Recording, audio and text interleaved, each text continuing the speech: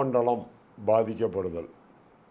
புதன் பகவானோடு கேது பகவான் சேர்ந்து அமர்ந்திருப்பது நர்வஸ் வீக்னஸுக்கு பாதிப்பிலிருந்து விடுபடுவதற்கு இது ஒரு அரிய உபாயம். அன்பார்ந்த சுதர்சன அஸ்ட்ராலஜி நேயர்களே, எனது பணிவான வணக்கங்கள். இந்த முறை நான் சொல்லுவது உங்களுக்கு ஒரு நல்ல விஷயம். நரம்பியல் அப்படிங்கிறது ஒரு பெரிய விஷயம். நர்வஸுங்கிறது நரம்பு மண்டலம், அது புதனை சார்ந்தது.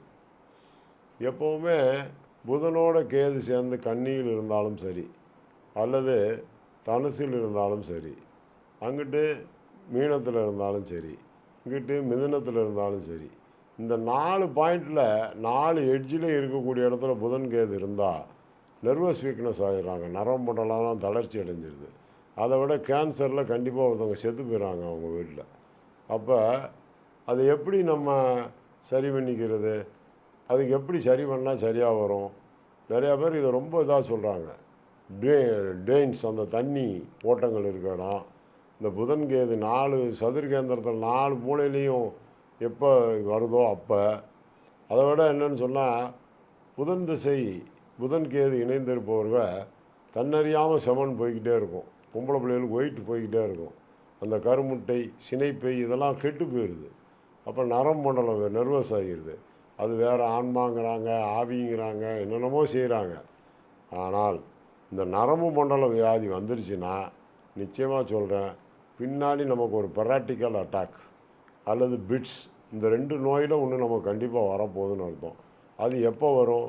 மிருகசீரிஷ நட்சத்திரத்தில் பிறந்து மூல நட்சத்திரத்தில் ஒருத்தவங்க அவங்க வீட்டுக்குள்ளே வந்தாலும் சரி, அல்லது மூல நட்சத்திரத்தில் ஒருத்தவங்க இருந்து மிருகசீரிஷ நட்சத்திரத்தில் ஒரு மருமகம் வந்தாலும் சரி, மருமகம் வந்தாலும் சரி, இந்த நோய் வந்து விடுகிறது. நர்வஸ் வீக்னஸ் ஆர் புதன் கேது சமாச்சாரத்தில் கேன்சர் இந்த மாதிரி வந்துடுது. இவங்களுக்கெல்லாம் தடுக்கிறதுக்கு உபாயமே இல்லையா? இதெல்லாம் எப்படி நாங்கள் செய்கிறதுன்னு கேட்டால், நல்ல ஒரு செப்பு வளையம், ஆணாக இருந்தாலும் சரி பெண்ணாக இருந்தாலும் சரி, வலது கையில் போடக்கூடாது. நல்ல ஒரு செம்பு வளையம் அழகாக அடித்து அதை இடது கையில் போட்டுக்குங்க. லெஃப்ட் சைடு இடது பக்கம் போட்டுக்கிட்டிங்கன்னா இடது கையில் போட்டுக்கிட்டே இருங்க. எல்லோரும் கேட்பாங்க, இல்லை எல்லோரும் வலது பக்கம் போட்டுருப்பாங்கல்ல, நீங்கள் இடது பக்கம், அதெல்லாம் உங்களுக்கு தேவையில்லாத விஷயங்க, போங்கன்றுங்க. இதுக்கு ஒரு சின்ன உதாரணம் சொல்கிறேன். எந்த ஆணோ பெண்ணோ வலது கையில் வாட்ச் கட்டி அவங்க பிள்ளை ஆம்பளை பிள்ளை இருக்குது, இல்லை அவங்க வீட்டில் புனைவு பிரிவினை இல்லாமல் இருக்குது, அப்படி இல்லைன்னா அவங்க கோர்ட் கேஸ் இல்லாமல் இருக்காங்க, இல்லைன்னா தப்பான பழக்கம் உங்களுக்கு ஆளாகாமல் இருக்காங்க, வீட்டில் ஆக்சிடெண்ட் ஆகாமல் சாகாமல் இருக்காங்கன்னு மட்டும் சொல்லுங்க பார்ப்போம். வலது கையில் வாட்ச் கட்டுற எல்லாருக்குமே இது ஒரு டேஞ்சரஸ் விஷயம். நான் நிறையா பேரை சொல்லுவேன், கேட்க மாட்டாங்க. அது எப்போ பாதிக்குது? சுக்கிரதசையோ குருதசையோ ராகுதசையோ வரும்போது தான் கடுமையாக பாதிப்பு கொடுக்கும். அதனால் இடது கையில், சரி அதை எத்தனை கிராமில் இருந்தால் நல்லதுயா? நிறையா பேர் கேட்பாங்க. குறைஞ்சது 27 கிராமாவது அந்த செம்பு இருக்கணும். அந்த கம்பியை வளைச்சி இல்லைனா வளையமாக்கி கையில் போட்டுக்குங்க. லெஃப்ட் கையிலே போட்டுருங்க, கலட்டாதீங்க. இந்த நர்வஸ் என்ன செய்யுதுன்னு பாருங்கள், இந்த பிட்ஸ் என்ன செய்யுதுன்னு பாருங்கள், உங்கள் உடம்புல இருக்க நோய் என்ன செய்யுதுன்னு பாருங்கள். இது ஒரு எளிய முறையே, விஞ்ஞானத்தை சார்ந்த விஷயம்.